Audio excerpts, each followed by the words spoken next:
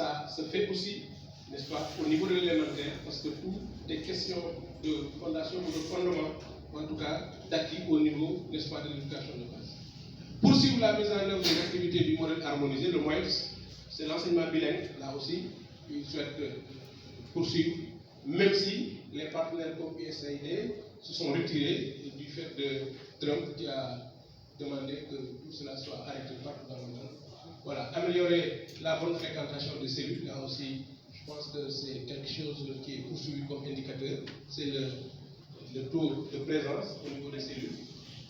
Systématiser les luttes d'encadrement et de coaching des enseignants, je pense que c'est des choses aussi qui se font avec le MOEX et avec le PAM. Je pense que tout cela, nous allons essayer de ne pas décevoir les attentes du même.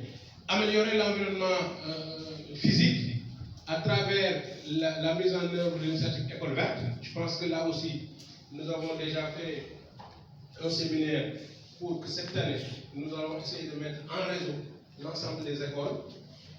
Si ces écoles-là font partie du réseau, ils auront la possibilité, n'est-ce pas, de travailler pour devenir une école verte et la possibilité même de se faire labelliser. Il y aura des labels qui seront donnés aux écoles, des labels d'école verte.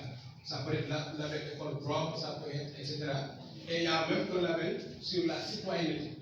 N'oubliez pas qu'au niveau, n'est-ce pas, de la RD, il y a les valeurs civiques, la levée des couleurs, etc. Tout cela. Donc nous allons essayer de labelliser tout cela et de mettre les écoles en réseau pour que les écoles puissent travailler à devenir des écoles vertes.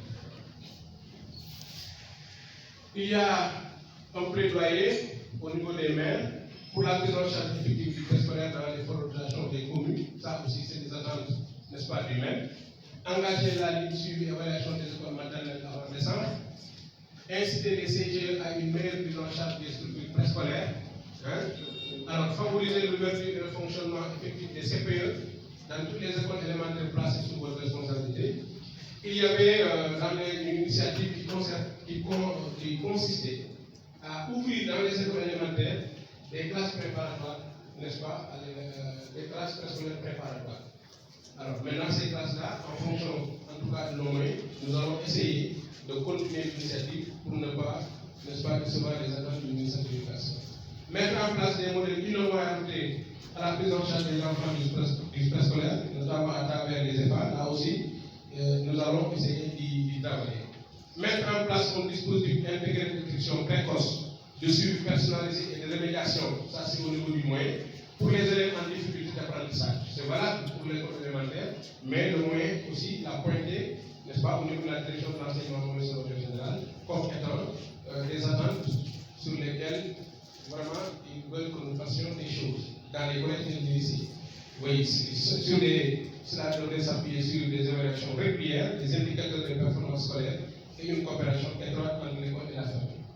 Il y a aussi que l'on doit assurer un suivi rigoureux et régulier et participatif de la mise en œuvre, de mise en place du fonctionnement et de l'efficacité des conseils de gestion des établissements scolaires. Alors, au niveau du moyen, il y a les conseils de gestion, et au niveau de la direction, ils veulent que l'ensemble des organes de gestion et de participation soient fonctionnels. C'est le seul indicateur.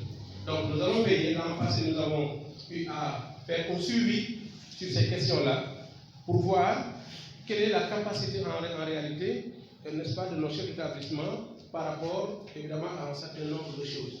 Et nous avons une masse critique et au besoin nous allons les partager. Et s'il y a des mesures correctives, nous allons les amener ensemble. Mais le constat général, c'est que la plupart des CGE ne fonctionnent pas normalement.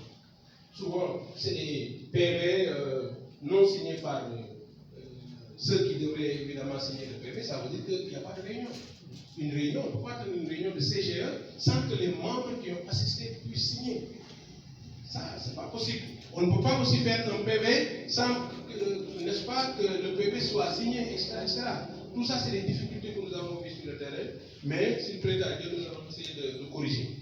Alors, cette partie-là aussi, elle est importante. Au niveau des structures inondées,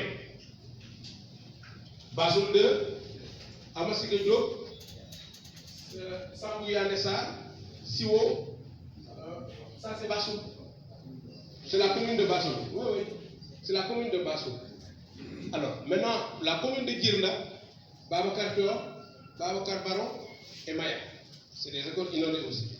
Au niveau de Foundiougne, il y a la CTP de Foundiougne, il y a Foundiougne 3, il y a Dierepoum. Là aussi, c'est des structures qui sont inondées chez les préfets.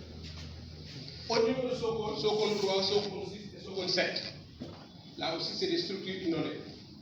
Si, monsieur le préfet aussi, des indications, des mesures, n'est-ce pas, puissent être prises pour que les écoles soient, n'est-ce pas, voilà, apprêtées pour accueillir le jour J les élèves. Maintenant, ça, c'est des structures dont les toitures ont été endommagées par les vents violents, etc. Alors, nous avons, ça c'est les, voilà, c'est ça, très bien. Alors, nous avons à Diossong, dans la commune, il y a l'école élémentaire de Diossong, hein, il y a 2 salles de classe endommagées, il y a Ndiogon, Talen, là aussi il y a 2 salles de classe endommagées. Maintenant, pour la commune de Djirna, bon, Djirna, non seulement Djirna, ils ont des problèmes, non seulement ils sont inondés massivement, mais encore des toitures, voilà, on se sont enflés. J'espère qu'ils n'ont pas traversé quand même la mer pour atterrir. Alors, il y a Babacar Dior, hein, il y a Maya, il y a Moundé, le CM, et il y a Félix. Ça, c'est énorme, hein? Voilà. Il y a maintenant la commune de Kersaloum Diané, il y a Ndrame Ibra, il y a Moundo Sen, il y a Yayay, Elhaj Saloum Diané, et il y a aussi Ker Babounditi. Donc, ça, c'est des salles de classe endommagées, des toitures. Hein? Oui, voilà. Donc, que ça nous gagne toujours. Là aussi, ils ont vraiment des problèmes. Il n'y a plus presque aucune toiture là-bas. Hein, alors, que la Khoreya, bon, que Andalouilan, que Bambadala, Tiaho, voilà, que Diane Santan, vraiment tout ça c'est parti. Hein? Vous voyez, c'est énorme. Hein? C'est une porte endommagée, des portes, voilà, etc. À cause des vents, des tornades, etc. Il n'y a que Sambagui, il n'y a que Aïka, il y a Chagemouni. Non. Oui, ça c'est que Aïka. Voilà, je traverse la centre. Voilà, il y a une salle de classe endommagée là-bas et un bureau endommagé.